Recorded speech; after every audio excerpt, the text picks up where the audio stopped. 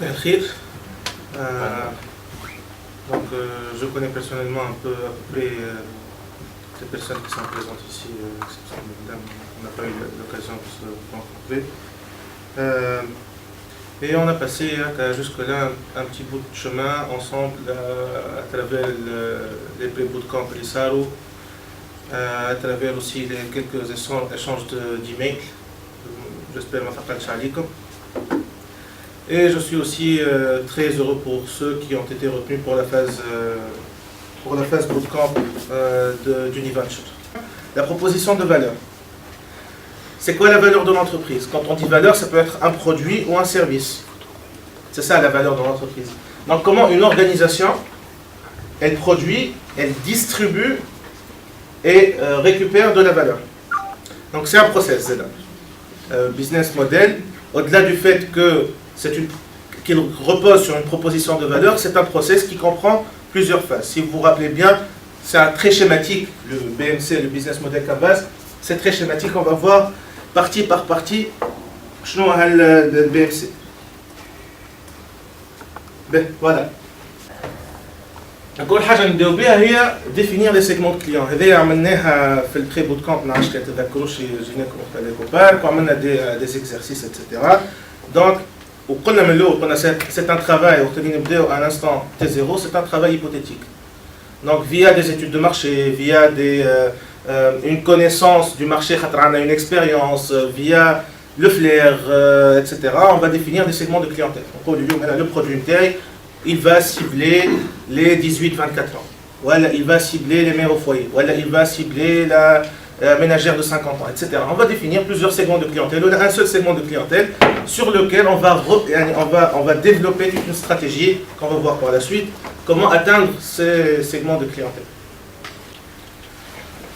Ensuite, on a les segments de clientèle et on a une valeur, on a un produit.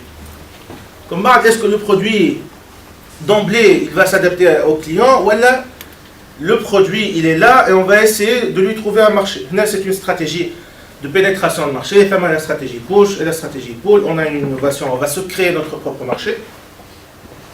Ou là on a un marché auquel on doit, dont on doit satisfaire un besoin. Voilà. Donc ça m'a eu deux stratégies nettes, mais il faut développer une proposition de valeur. Et la valeur c'est le produit, c'est le produit ou le service. Vous avez la partie, la relation avec le client.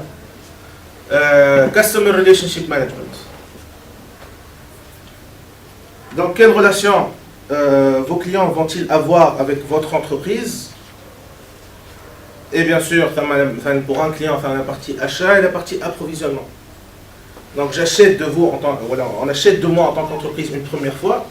Ensuite, on va essayer que ce client fasse le réapprovisionnement.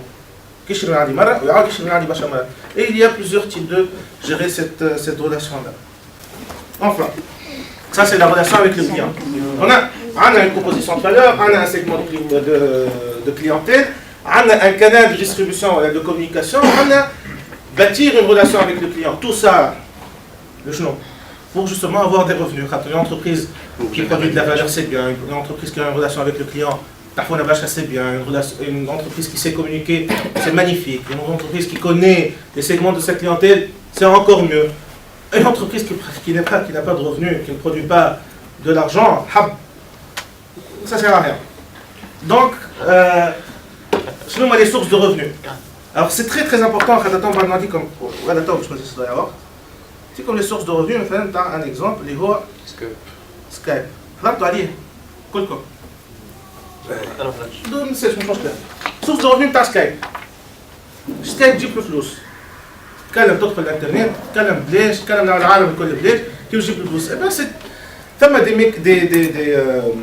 دي موديل دو ريفينيو جينيريشن ولا شنو ما يعطوا لهم دي ريفينيو ستريمز جينيريشن ولا شنو ما لي سورس دو ريفينيو سكايب السورس دو ريفينيو نتاعها هي مثلا لي كريدي وابونمون سكايب اوت هذيك هي السورس دو ريفينيو نتاعها دونك il bâtit tout son business model.